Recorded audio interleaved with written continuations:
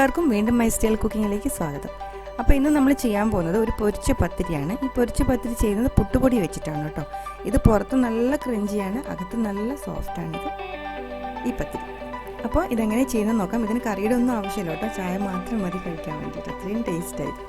അപ്പോൾ ഇത് ഉണ്ടാക്കാൻ വേണ്ടിയിട്ട് 1 കപ്പ് പുട്ടുപൊടി ഞാനിവിടെ എടുത്ത് വെച്ചിട്ടുണ്ട്. ഇത് ഞാൻ വീട്ടിൽ തന്നെ തയ്യാറാക്കിയ പുട്ടുപൊടിയാണ്. ഇതിൽ പകുതി പുഴുക്കലരിയും പകുതി പച്ചരിയും കൂടിയിട്ടാണ് മിക്സ് ചെയ്തിട്ടുള്ളത്. അപ്പോൾ നിങ്ങൾ മാർക്കറ്റിൽ നിന്ന് വാങ്ങിക്കുന്ന പൊടിയാണെങ്കിൽ ചിലപ്പം ചില പൊടിയൊക്കെ റവ പോലെ ഉണ്ടാവും, ഒട്ടും പൗഡർ ഇല്ലാണ്ടുണ്ടാവും.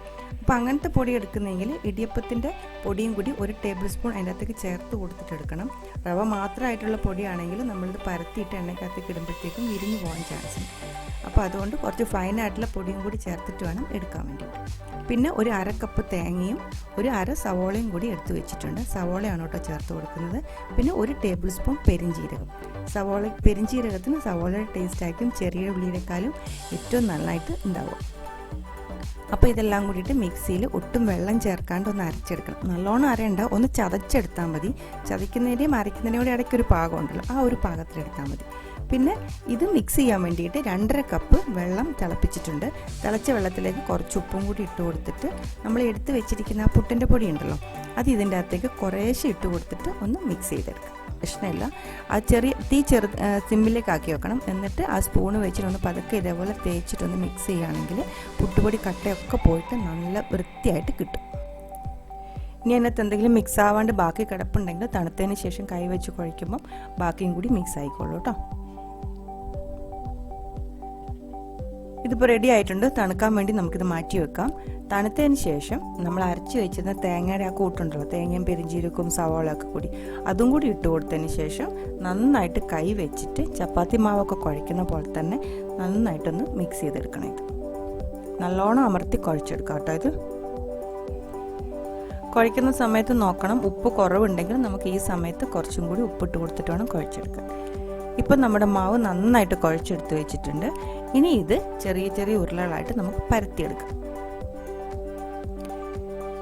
ഇതേപോലെ ഒരു പ്ലാസ്റ്റിക് സ്പ്രെഡ് ചെയ്ത് കൊടുക്കുക. എന്നിട്ട് അതിൻ്റെ പുറത്ത് നമുക്ക് വെളിച്ചെണ്ണയോ അല്ലെങ്കിൽ എന്തെങ്കിലും ഒരു ഓയിൽ തടയി കൊടുക്കുക. അതാകുമ്പോൾ മാവ് നമുക്ക് ഒട്ടാതെ ഇരിക്കും പരത്തുന്ന സമയത്ത്.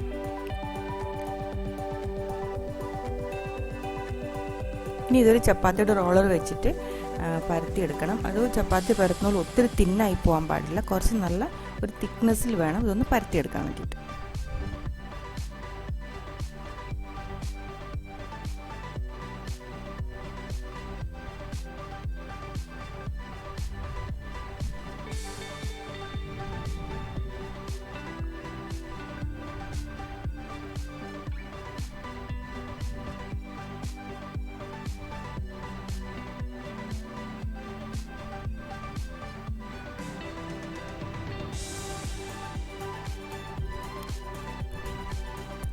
പത്തിരി നമുക്ക് ഒരേ വലിപ്പത്തിൽ കട്ട് ചെയ്തെടുക്കാം.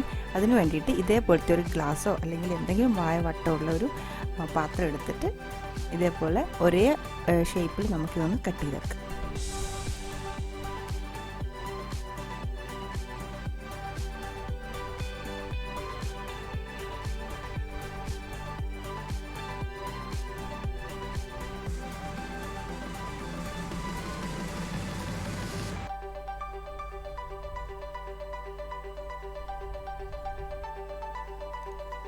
ഇപ്പോൾ നമ്മുടെ പത്തിരിയൊക്കെ പൊരിക്കാൻ റെഡി ആയിട്ടുണ്ട്.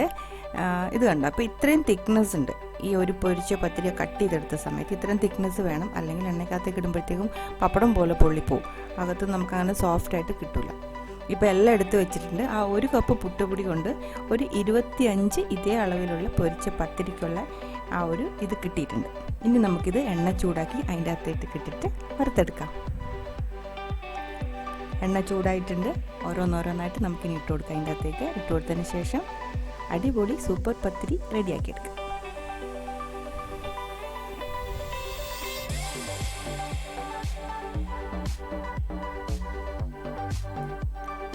ഈ സമയത്ത് നമ്മൾ തീ ഹൈ ഫ്ലെയിമിൽ അല്ലെങ്കിൽ ഒരു എബോവ് മീഡിയം ഫ്ലെയിമിൽ വേണം വയ്ക്കാൻ വേണ്ടിയിട്ട്.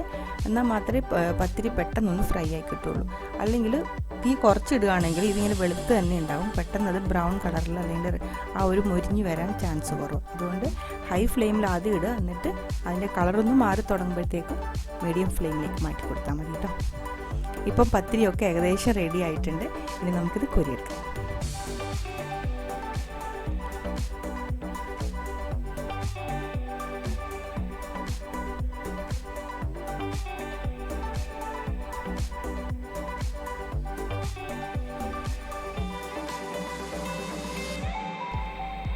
ഇത്രയേ ഉള്ളൂ, വളരെ സിമ്പിൾ അല്ലേ? അപ്പം നമ്മുടെ അടിപൊളി സൂപ്പർ പൊരിച്ച പത്തിരി റെഡി ആയിട്ടുണ്ട്.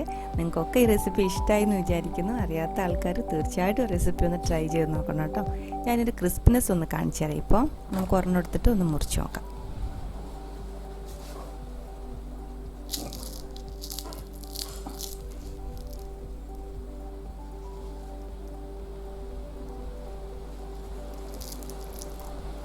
അകത്ത് നല്ല സോഫ്റ്റാണ്, പുറത്ത് നല്ല ക്രഞ്ചിയാണ്. അപ്പോൾ നിങ്ങൾക്ക് എല്ലാവർക്കും ഈ റെസിപ്പി ഇഷ്ടമായി എന്ന് വിചാരിക്കുന്നു. ഇഷ്ടപ്പെട്ടിട്ടുണ്ടെങ്കിൽ ഫ്രണ്ട്സിനൊക്കെ ഷെയർ ചെയ്ത് കൊടുക്കണം കേട്ടോ. നിങ്ങളുടെ കമൻസൊക്കെ പറയുക. നമുക്ക് ഉടനെ തന്നെ ഒരു വെറൈറ്റി അടിപൊളി റെസിപ്പി ആയിട്ട് കാണാം. Till then take care, bye bye.